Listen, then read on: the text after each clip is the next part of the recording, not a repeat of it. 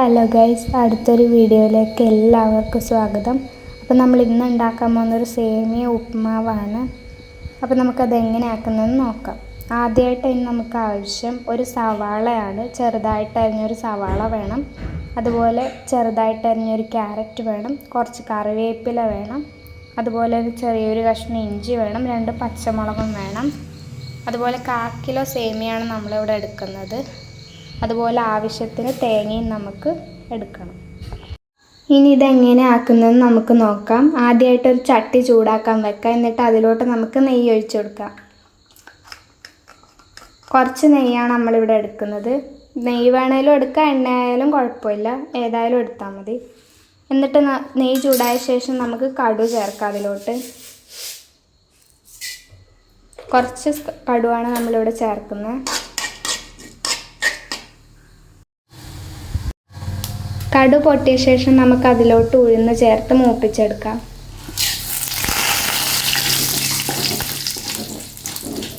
നന്നായിട്ട് മൂത്ത് വരുന്നവരെ നമുക്കൊന്ന് മൂപ്പിക്കാം. മൂത്ത ശേഷം നമുക്ക് അതിലോട്ട് ഇഞ്ചി ചേർക്കാം. എന്നിട്ടൊന്ന് നമുക്കൊന്ന് ഇളക്കാം. അതിനുശേഷം നമുക്ക് അതിലോട്ട് പച്ചമുളക് ചേർക്കാം. അതുപോലെ കറിവേപ്പിലയും ചേർക്കാം. ഇതൊന്ന് ഇളക്കിയ ശേഷം നമുക്ക് ഉള്ളി ചേർത്ത് കൊടുക്കാം. എന്നിട്ട് കുറച്ച് ഉപ്പിട്ട് നമുക്കൊന്ന് വഴറ്റിയെടുക്കാം.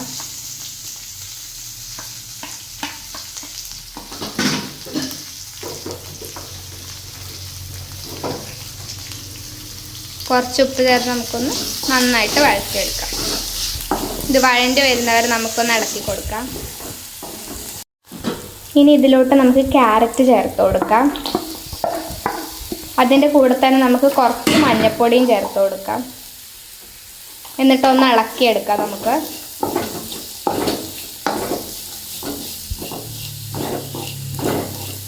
ഇനി ഇതിലോട്ട് നമുക്ക് തേങ്ങ ചേർത്ത് കൊടുക്കാം. അത് നമുക്കൊന്ന് നന്നായിട്ട് ഇളക്കി കൊടുക്കാം.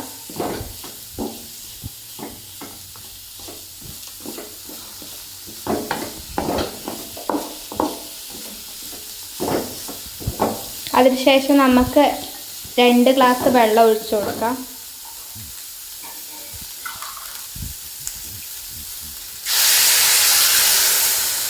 നമ്മളെടുത്ത സേമിയക്ക് ആവശ്യമായ വെള്ളമാണ് നമ്മളിവിടെ ഒഴിച്ചു കൊടുക്കുന്നത്.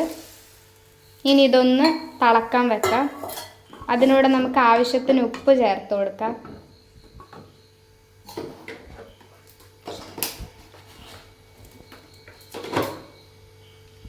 ആദ്യം നമ്മൾ കുറച്ച് ചേർത്ത് കൊടുത്തിട്ടുണ്ടായിരുന്നു. ഇനി അതിൻ്റെ ബാക്കി ആവശ്യമായ ഉപ്പ് നമുക്ക് ചേർത്ത് കൊടുക്കാം. ഇനി ഇതിലോട്ട് നമുക്ക് ഉപ്പ് ചേർത്ത് കൊടുക്കാം. ഇനി ഇതിലോട്ട് നമുക്ക് സേമിയ ചേർത്ത് നന്നായിട്ട് ഇളക്കി വറ്റിച്ചെടുക്കാം.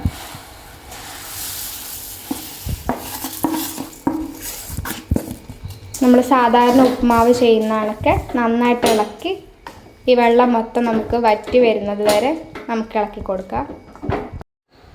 അങ്ങനെ നമ്മുടെ സേമിയ ഉപ്പുമാവ് ഇവിടെ റെഡി. വീഡിയോ ഇഷ്ടപ്പെട്ട എല്ലാവരും സബ്സ്ക്രൈബ് ചെയ്യുക, ലൈക്ക് ചെയ്യുക, ഷെയർ ചെയ്യുക, കമൻറ്റ് ചെയ്യുക, അതുപോലെ സപ്പോർട്ടും ചെയ്യുക.